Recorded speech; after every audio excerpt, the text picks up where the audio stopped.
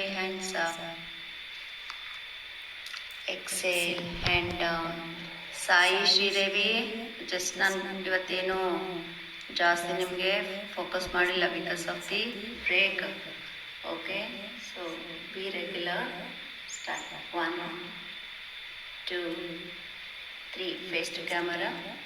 3 4 5 6 7 8 9 10. Opposite. ನಿಮ್ಮ ಬದುಕಿನಲ್ಲಿ ಆಗುವಂತಹ ಅನುಭವವನ್ನೇ ನಿಮ್ಮ ಗುರು ಅಂತ ಹೇಳಿ ಅನ್ಕೋಬೇಡಿ. ಮೋಸ್ಟ್ಲಿ ಮೊನ್ನೆ ಅವತ್ತು ಕಳಿಸಿದ್ದೆ ನಿಮಗೆ. ಅನುಭವಕ್ಕಿಂತ ಬೇರೆ ಗುರು ನಮಗೆ ಬೇರೆ ಇಲ್ಲ. ಸೊ ಇಲ್ಲಿ ಯೋಗ ಅಂತ ಹೇಳಿದ್ರೇ ಏನು? ಅನುಭವ.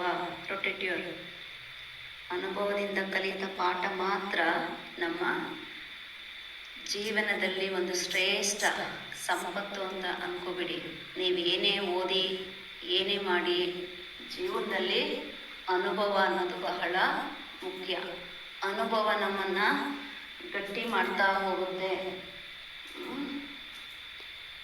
Breathe out, breathe out, breathe out. ಹಿಂದೆ ಫಾಸ್ಟಾಗಿ ಹೋಗಲಿ, ಫಾಸ್ಟಾಗಿ ಹೋಗಲಿ, ಫಾಸ್ಟಾಗಿ ಹೋಗಲಿ. Right, both hands up and down. Free ಮಾಡಿ. ಓಕೆ, ನಮಗೇನು ಜೀವನದಲ್ಲಿ ಅನುಭವ ಇರುತ್ತೆ ಅದೇ ನಾವು ಮಾಡುವಂಥ PhD, ಪ್ರಾಕ್ಟಿಕಲ್ PhD. ಪ್ರತಿಯೊಂದು ಘಟನೆಗಳು, ಅವನು ಯಾರೇ ಆಗಿರ್ಬೋದು, ಶಿಕ್ಷಕ ಆಗಿರಲಿ ಅಥವಾ ಯಾವುದೇ ವ್ಯಕ್ತಿ ಆಗಿರಲಿ, ಪ್ರತಿಯೊಂದು ಕ್ಷಣವೂ, ಪ್ರತಿಯೊಂದು ದಿನವೂ, ಪ್ರತಿಯೊಂದು ಸಂದರ್ಭಗಳು ಒಂದೊಂದು ಪಾಠಗಳಾಗಿ ನಾವು ಅಧ್ಯಯನವನ್ನು ಮಾಡ್ತಾ ಹೋಗಬೇಕು.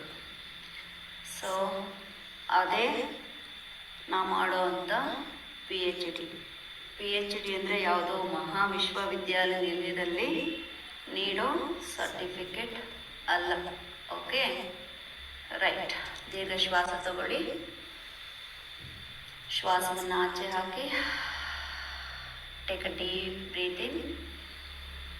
ಕಣ್ಮುಚ್ಚಿ ಆಳವಾಗಿ ಎಳ್ಕೋಬೇಕು. ಚೆನ್ನಾಗಿ ಒಳಗಡೆ ಎಳ್ಕೋಬೇಕು, ಆಳವಾಗಿ ತಗೋಬೇಕು. Breathe in, breathe in, breathe out, breathe in, breathe out.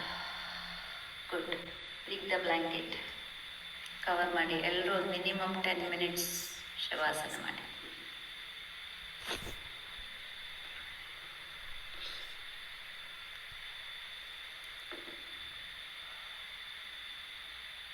Cover the blanket.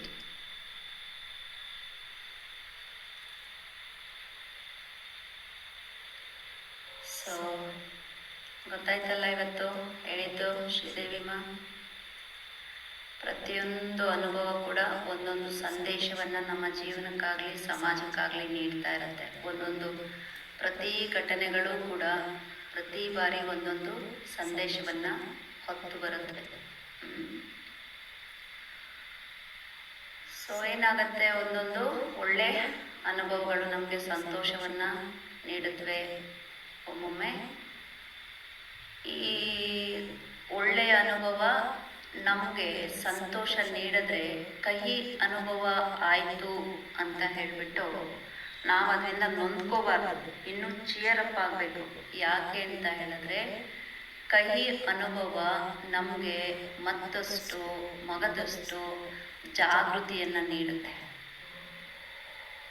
Okay, so ಆ ಜಾಗೃತಿ ಏನು ಮಾಡುತ್ತೆ ಅಂದರೆ ಈ ಸಂತೋಷ ಜಾಗೃತಿ, ಸಂತೋಷಕ್ಕಿಂತ ಈ ಜಾಗೃತಿ ಅನ್ನೋದೇನಿದೆ ಅಲ್ಲ, ಇದು ನಮ್ಮನ್ನು ಮತ್ತಷ್ಟು ಬೆಳೆಸುತ್ತೆ. ಆ ಜಾಗೃತಿ ನಮ್ಮ ಬೆಳವಣಿಗೆಗೆ ಬೇಕು. ಓಕೆ, ಬೆಳವಣಿಗೆ ಅಂತ ಹೇಳಿದ್ರೆ ನಾವು ಆಸ್ತಿ ಪಾಸ್ತಿ ಮಾಡೋದು ಇಲ್ಲ ಇನ್ನೊಂದು ಯಾವುದೋ ಒಂದು ಅಧಿಕಾರ ಪಡೆಯೋದು ಅಂತಲ್ಲ, ನಮ್ಮನ್ನು ಸ್ಟ್ರಾಂಗ್ ಮಾಡ್ತಾ ಹೋಗುತ್ತೆ ಅಂತ ಅರ್ಥ. ಯೋಗ ಅದೇ ಸತ್ಯವನ್ನು ಯಾವಾಗಲೂ ಹೇಳ್ಕೊಡ್ತಾ ಹೋಗುತ್ತೆ. ಯೋಗ ಯಾವತ್ತೂ ಸತ್ಯನೇ ಹೇಳ್ತಾ ಹೋಗುತ್ತೆ. ಯೋಗ ಯಾವತ್ತೂ ಸುಳ್ಳಾಗೋದಕ್ಕೆ ಸಾಧ್ಯನೇ ಇಲ್ಲ.